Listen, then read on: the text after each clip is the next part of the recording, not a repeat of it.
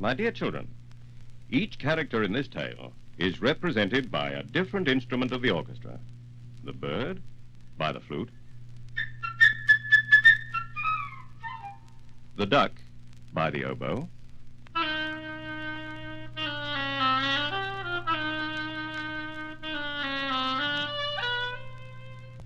the cat by the clarinet, staccato in the lower register,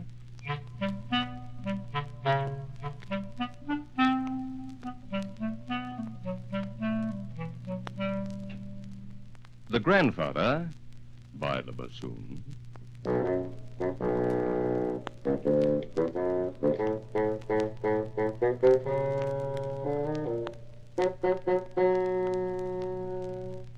the wolf by three horns,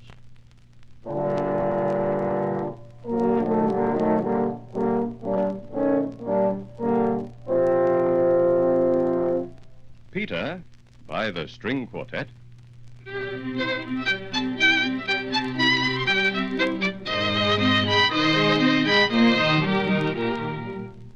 the rifle shots by the kettle drum and the big bass drum.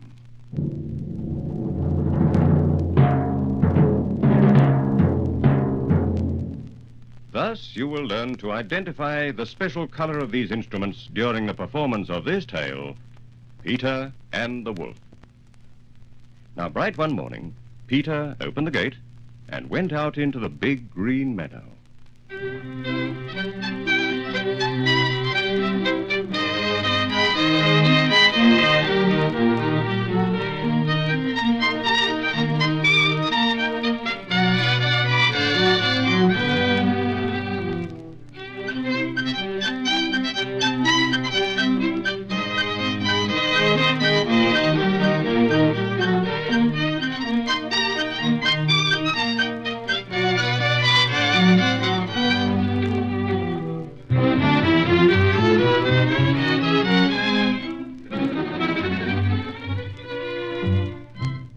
On a branch of a big tree sat a little bird, Peter's friend.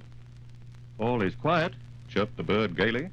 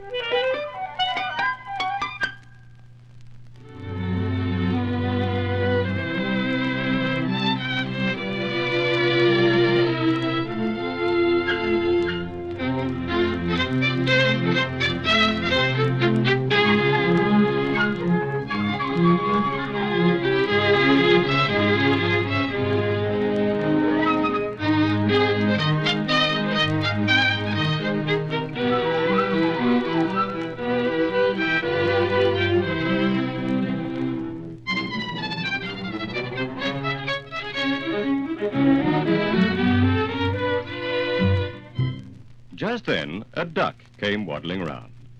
She was glad that Peter hadn't closed the gate and decided to take a nice swim in the deep pond in the meadow.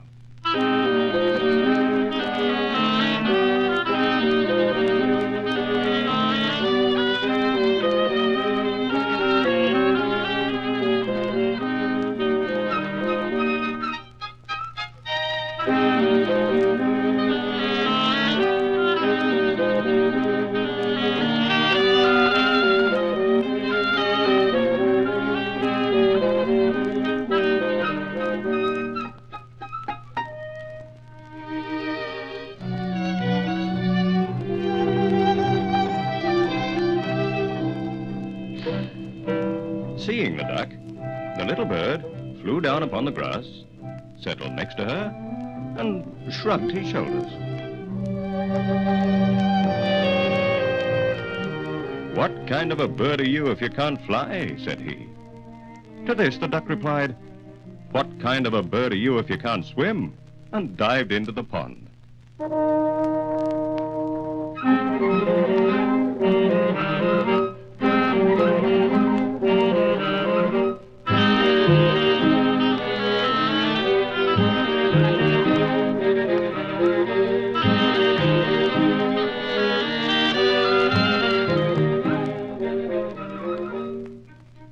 argued and argued. The duck swimming in the pond, the little bird hopping along the shore.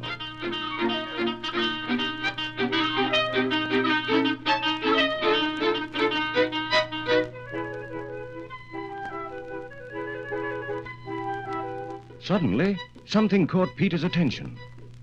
He noticed a cat crawling through the grass.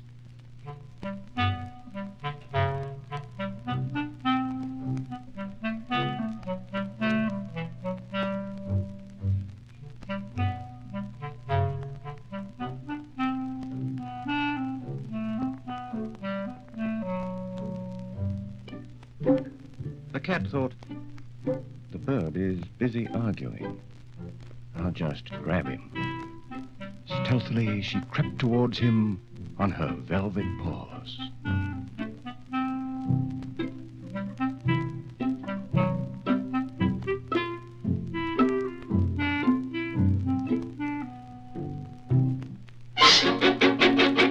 Oh, look out! Shouted Peter, and the bird immediately flew up into the tree.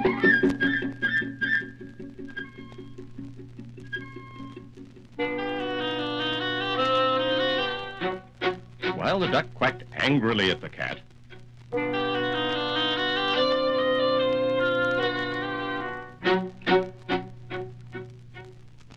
from the middle of the pond,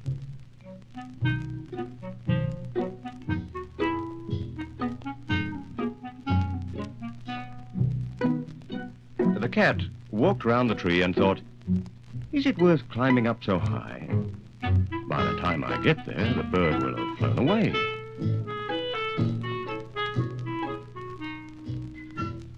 Grandfather came out. He was angry because Peter had gone into the meadow. It's a dangerous place. If a wolf should come out of the forest, then what would you do?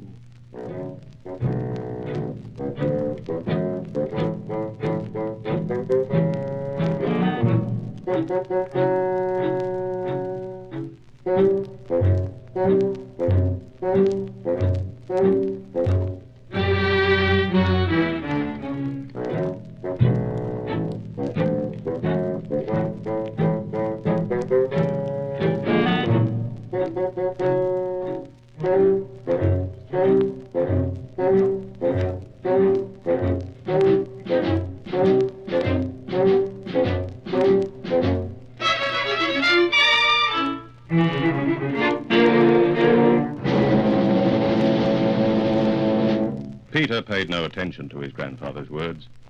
Boys like him are not afraid of wolves.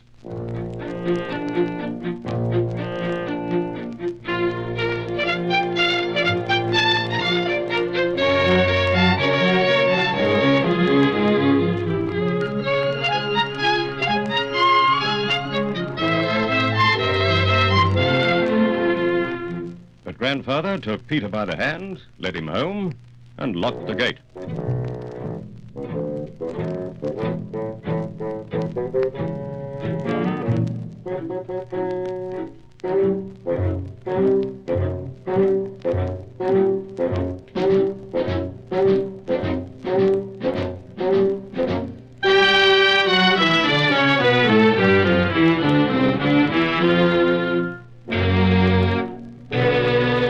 Now, no sooner had Peter gone than a big gray wolf did come out of the forest.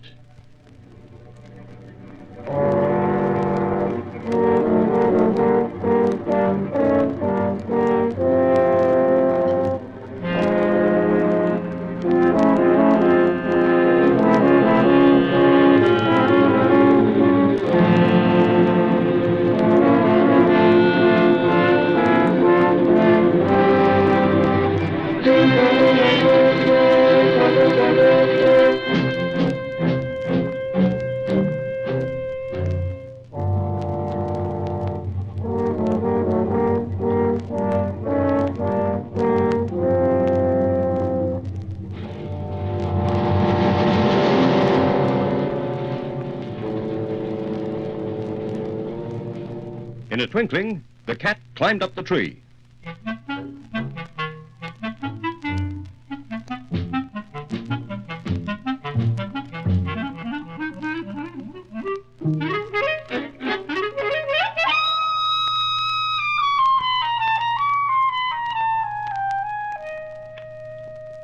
duck quacked and, in her excitement, jumped out of the pond.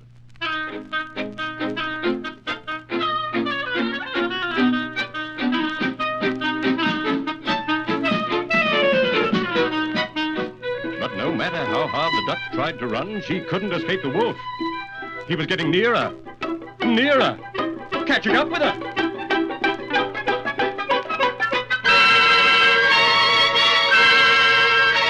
And then he got her, and with one gulp, swallowed her.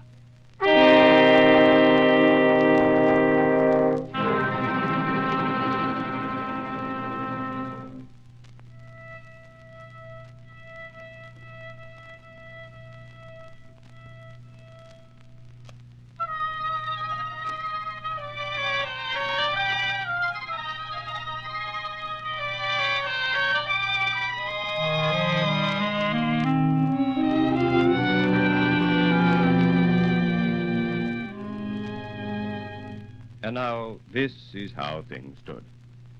The cat was sitting on one branch.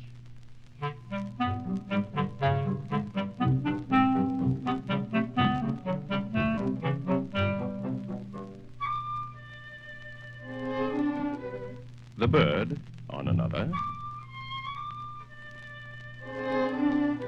Not too close to the cat.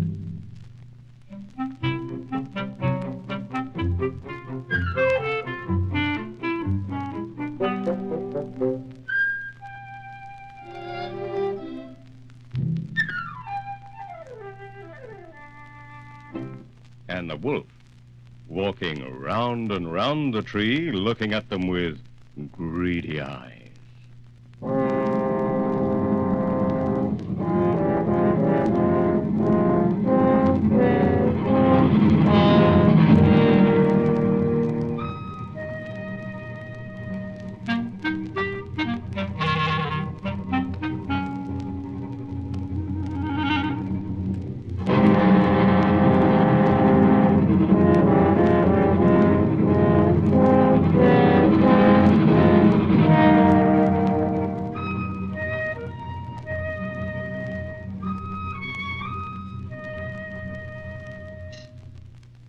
In the meantime, Peter, without the slightest fear, stood behind the closed gate, watching all that was going on.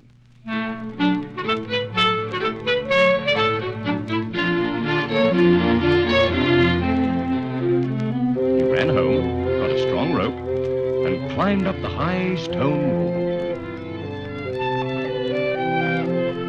wall. One of the branches of the tree round which the wolf was walking stretched out over the wall.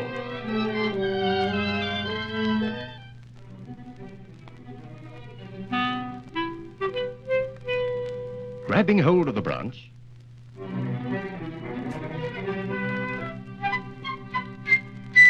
Peter lightly climbed over onto the tree. Peter said to the bird, "Fly down and circle round the wolf's head. Only take care that he doesn't catch you."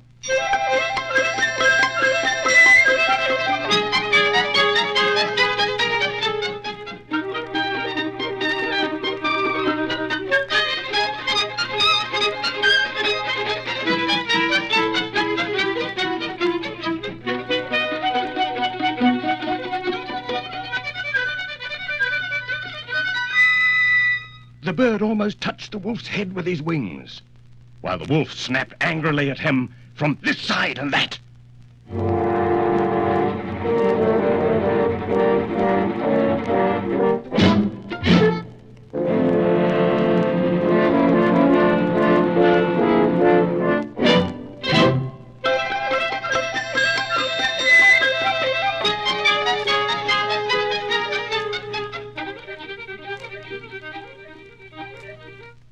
How the bird worried the wolf, and how the wolf wanted to catch him. But the bird was clever, and the wolf simply couldn't do anything about it.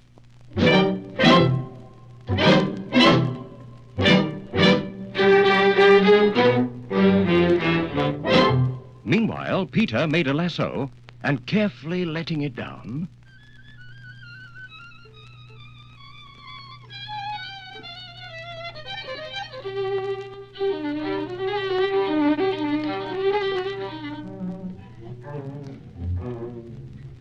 caught the wolf by the tail and pulled with all his might.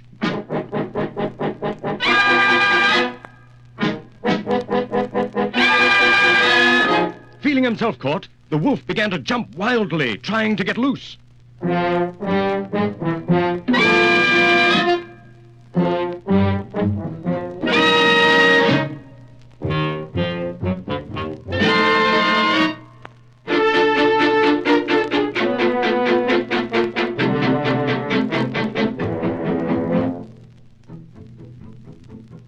But Peter tied the other end of the rope to the tree.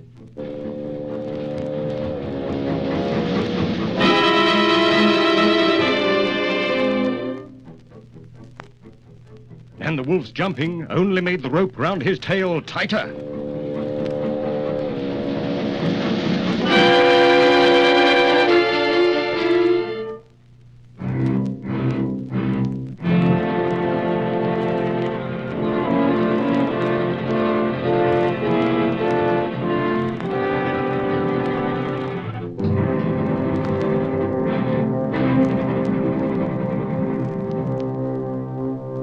Just then,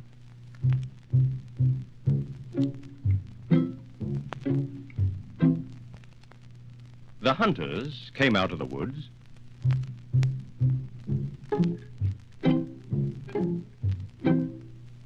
following the wolf's trail and shooting as they went.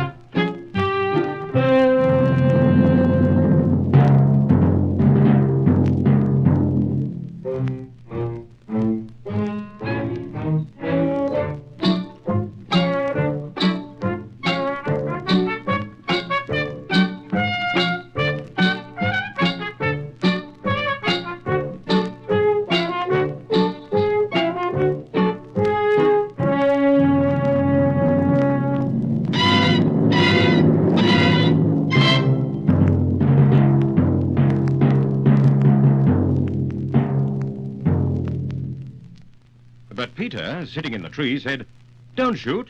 Birdie and I have caught the wolf. Now help us to take him to the zoo."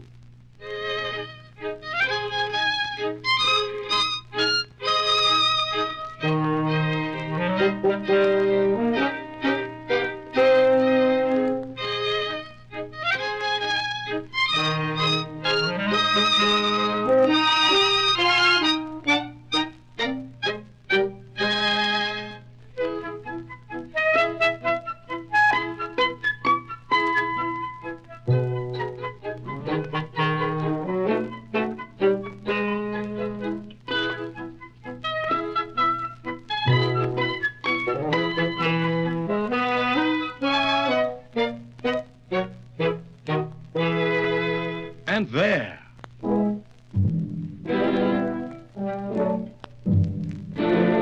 imagine the triumphant procession.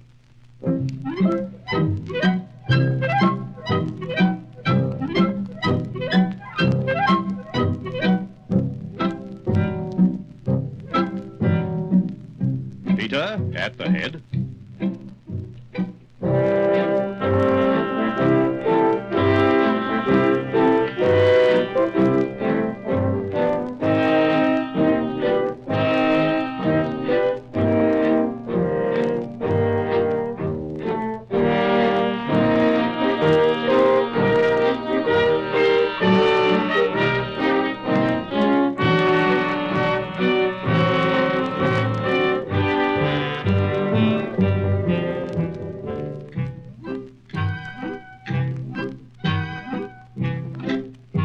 Him, the hunters, leading the wolf.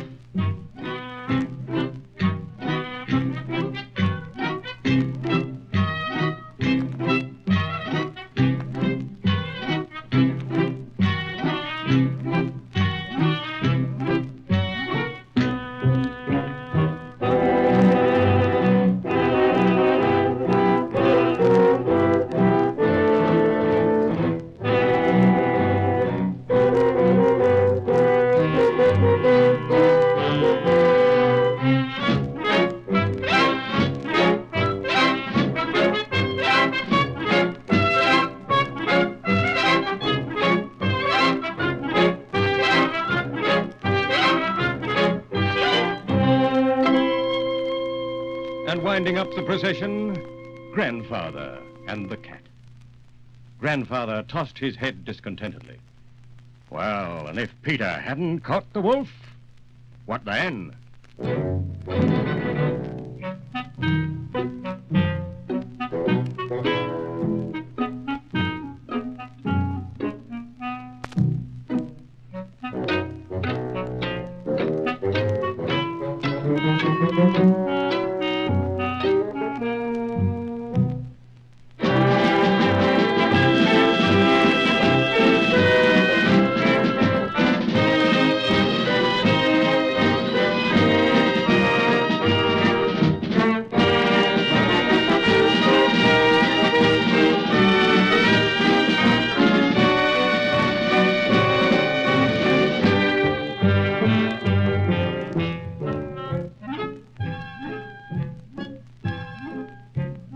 Above them flew Birdie, chirping merrily. My, what brave fellows we are, Peter and I. Look what we've caught.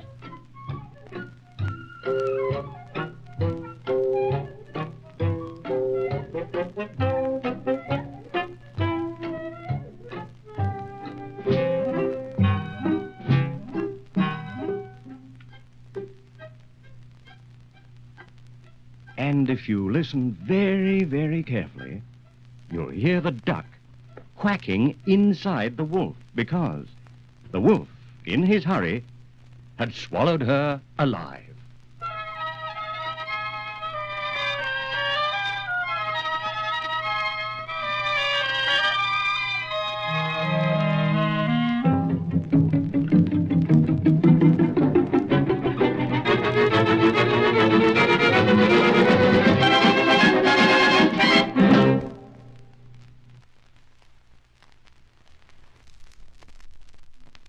This is the story of the Ugly Duckling.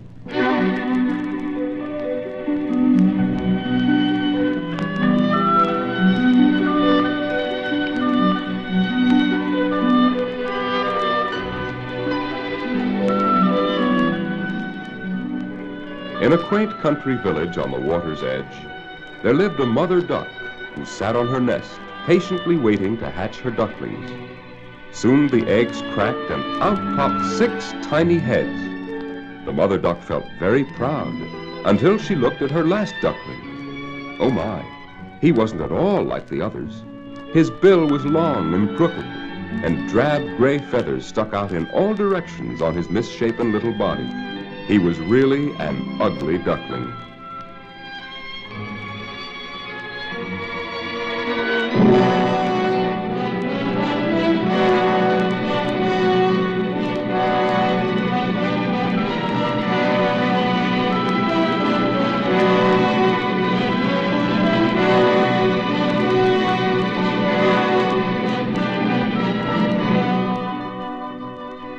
Now, when the mother duck took her little ones to meet the other ducks in the yard, they poked fun at the odd-looking duckling. They teased him and bit him. Even his own brothers pushed him about and refused to play with him. This made the ugly duckling so unhappy, he decided to run away.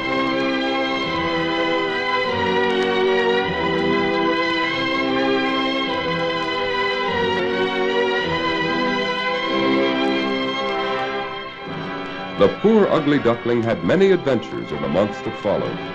For one thing, he joined a flock of wild ducks who were entranced by his ugliness. And then one day, the ducks were shot down by hunters. But when the hunters' dogs caught sight of the ugly duckling, they turned and scampered away. I'm so ugly, even a dog won't bite me, thought the lonely little duckling.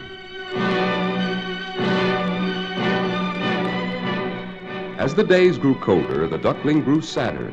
He would just sit in the marshes and watch the beautiful swans flap their white wings and fly south to warmer climates. And soon the water began to freeze and surround the ugly duckling with blocks of ice. It would really be too sad to tell of all the suffering the ugly duckling had to bear during the long winter months. But somehow he managed to pull through it.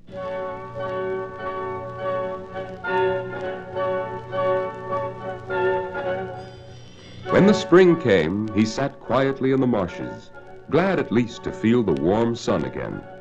And after a while, he lifted his wings, which seemed ever so much stronger now, and they whisked him off to a huge garden.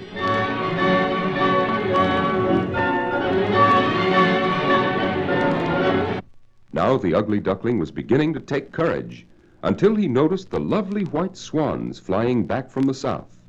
The sight of these beautiful birds reminded him of his ugliness all over again.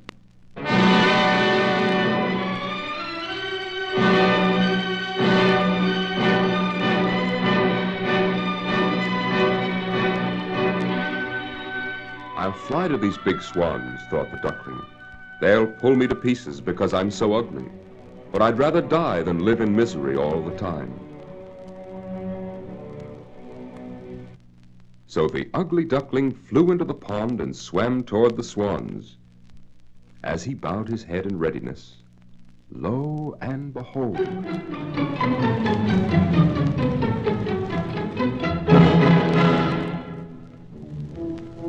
he saw his image in the water. At first he couldn't believe his eyes. So he looked again. Yes, it was true. He was no longer a misshapen, ugly gray duckling with a crooked bill. He was a beautiful swan with smooth white wings and a long, slender neck.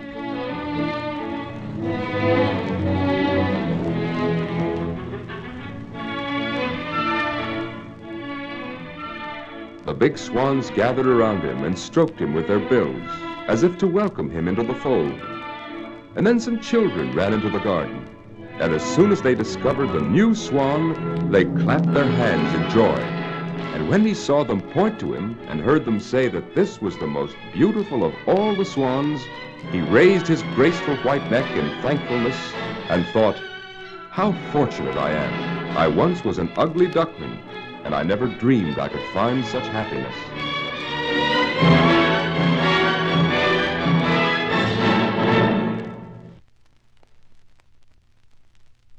Would you like to take a trip around the world? Then come along and travel with me on my magic carpet to see many fascinating sights in far-off lands. Hold on now as we soar out over the Hudson River, across New York Harbor, with the Statue of Liberty. Hold on tight as our magic carpet whisks us clear across the Atlantic Ocean. And already we're passing over the English coastline.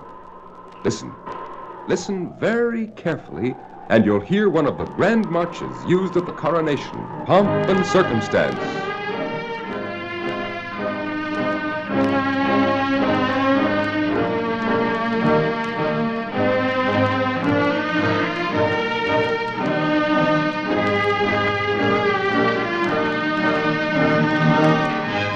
And down there below us is the City of London.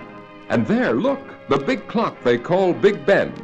And over there, Westminster Abbey. And as we look very closely, we'll see the changing of the guard. Look how straight the soldiers stand at attention.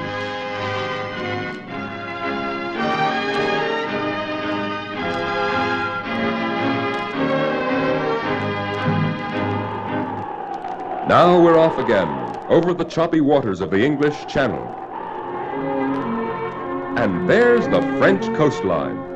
Over the rocky shore we go, over tiny farmhouses down below, to the beautiful city of Paris. Paris with its broad boulevards and the Eiffel Tower, and over there the beautiful Arch of Triumph, a monument to peace. Paris is not only a beautiful city, but the people of Paris are friendly and full of fun. What's that below us? Look, a group of boys and girls like yourself, dancing to Frère Jacques and Alouette. Listen.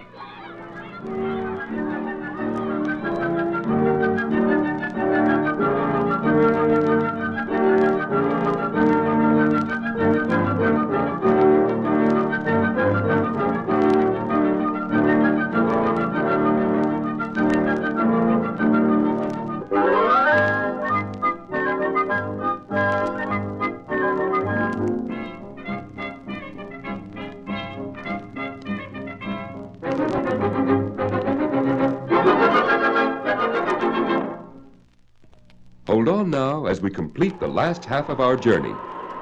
We're flying faster now on our magic carpet.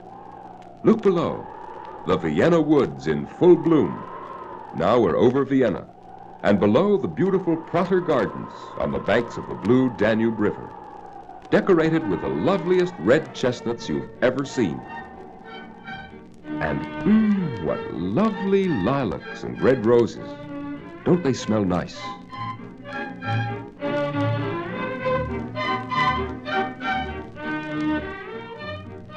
Shh, let's listen to the children's orchestra as the concertmaster leads them with his shiny baton.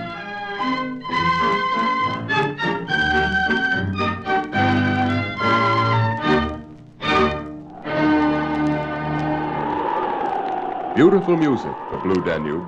But whoosh, we're off again, and already we're over another big city. See the water in the streets. Why, every street is a river. They're called canals. And those boats, well, they're gondolas. Everyone travels about on these canals in gondolas as you take a taxi. In fact, they can't walk anywhere because there's not even a sidewalk. It's all water. Yes, you've guessed the name by now. This is Venice, one of the most beautiful cities in all Europe.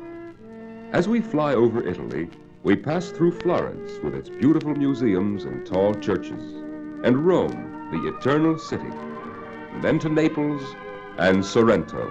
And the music we're listening to now is Come Back to Sorrento.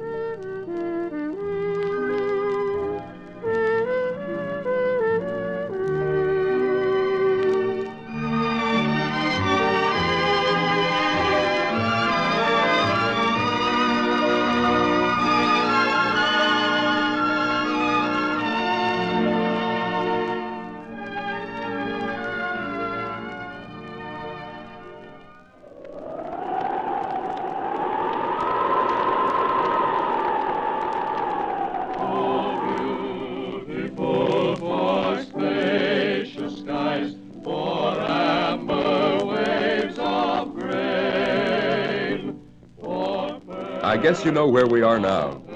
Yes, boys and girls, we're back in America, flying over Atlanta, Birmingham, Dallas, and Fayetteville, such cities as Chicago, Cleveland, Detroit, and Syracuse, over Los Angeles, Denver, Helena, and Cedar Rapids. We're back over the United States and back home again. From sea to shining sea. We're the merry men of Sherwood Forest. We're as happy as can be. We have lots of fun till day is done as we sing so merrily, as we sing so merrily. Many years ago, in the days of King Richard the Lionhearted, there lived in Nottingham, England, a man named Robin Hood and his band of merry outlaws. They lived in the forest and ate of the king's venison and drank October ale. If ever a stranger should pass through the forest, he would hear the merry men and Robin Hood singing off in the distance this jolly ditty. We're the merry men of Sherwood Forest. We're as happy as can be. We have lots of fun till day is done as we sing so merrily, as we sing so merrily. But don't think that everything was always happy for Robin Hood. The mean and wicked sheriff of Nottingham was always plotting a way to capture Robin Hood and his band of merrymen. One day he hit upon a plan. "I'll have an archery contest," said the sheriff. "Robin Hood will not be able to resist the chance of proving to everyone that he is the greatest of them all." When word of the contest reached Robin Hood, he enrolled immediately. "But wait," cried one of his merry men. "If you go to Nottingham, the sheriff is sure to capture you." "Ah, my good man," said Robin Hood, "I will go in the disguise of a poor beggar, and I will win the contest and bring back the prize." On the day of the contest, the sheriff of Nottingham was singing with glee.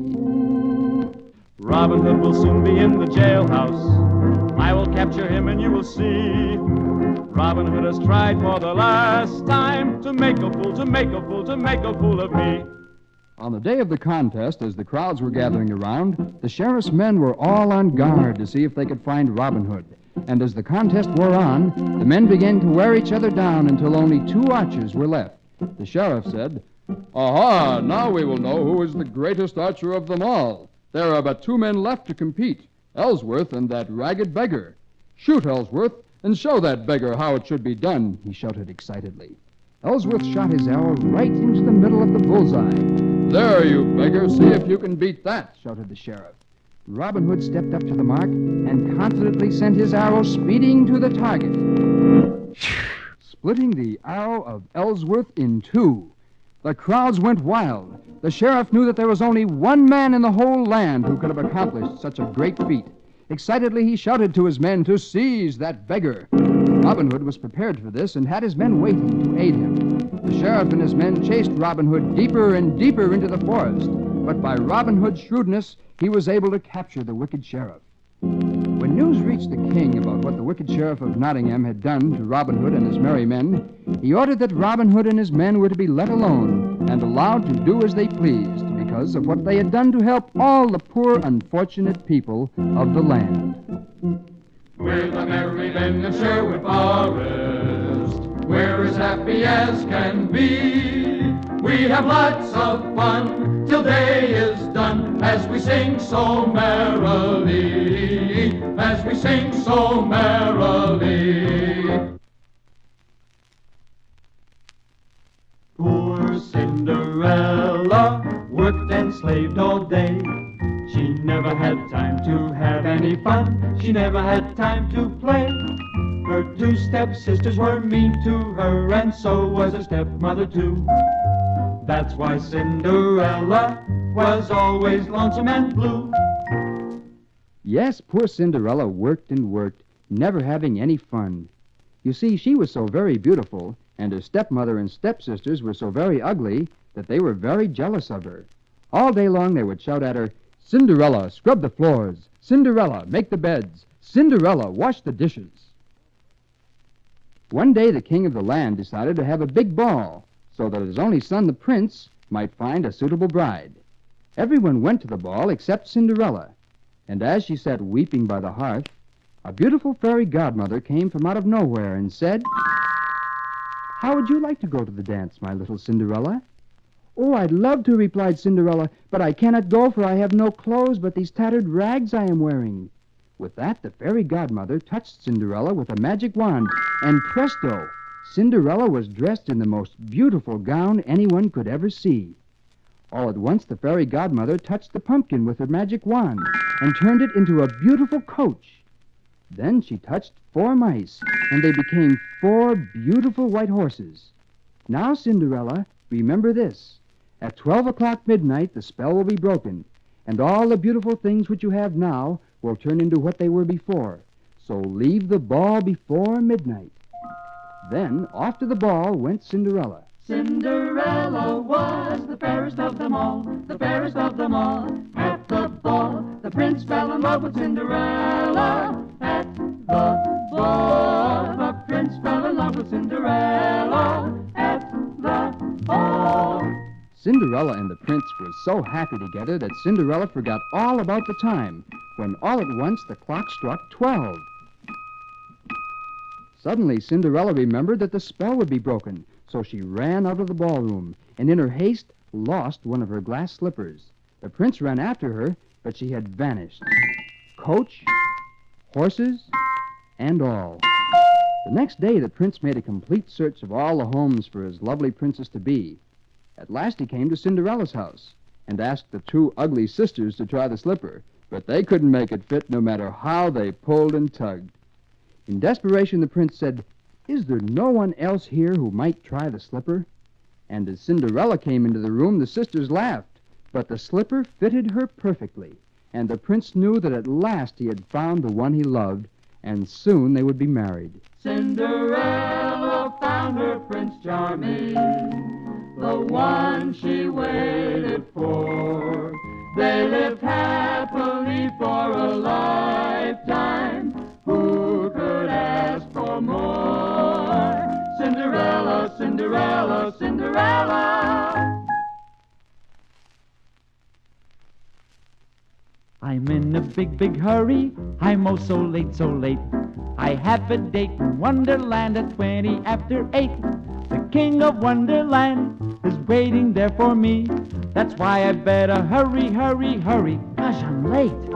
As Alice followed the funny little white rabbit, she found herself at the bottom of a deep rabbit hole. There she saw a long hall with many, many holes. Oh my, the doors are all locked. But nearby on a glass table, there was a golden key that fitted a very small door leading to a lovely garden. That door is much too small for me to crawl through, cried Alice. Then she saw a little bottle that said, "Drink me." And after drinking some, she grew smaller and smaller and smaller. Oh dear, now that I'm so small, I can't reach the golden key on the table that will open the garden door. What shall I do? She'd cried and cried, wondering how she could ever grow to her normal size again, when suddenly she saw a piece of cake that said, "Eat me." And she ate some, and soon she grew to her normal height again. Looking around, she saw a big grinning cat, and Alice said, "Which way should I go?" "In that direction you will find the Mad Hatter, the March Hare, and the little Dormeow." How do you do, little Alice? How do you do today? We're glad to know you, Alice. Have a cup of tea and then we'll all go out and play. The Mad Hatter, the March Hare, and the Dormouse acted so silly that she soon left them and at last found herself in a lovely garden. As she wandered along, a parade of Wonderland soldiers came marching by. They were clubs, diamonds, and the King and Queen of Hearts. And they were on their way to the palace where the King and Queen were to try the Knave of Hearts for stealing some tarts. The Knave of Hearts stole some tarts. Oh, what a shame. The Knave of Hearts stole some tarts, but who is to blame? Who is to blame? At the trial, the Queen asked Alice what she knew about the stolen tarts.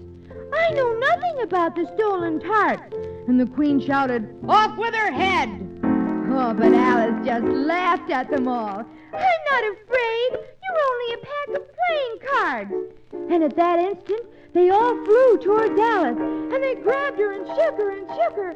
And to her great surprise, she awoke to find her sister shaking her and calling, "Alice, dear, wake up, wake up. You've been sleeping a long, long time." Alice was dreaming in Wonderland. She had a wonderful time. Alice is leaving Wonderland. Goodbye, little Alice, goodbye. Goodbye, little Alice, goodbye.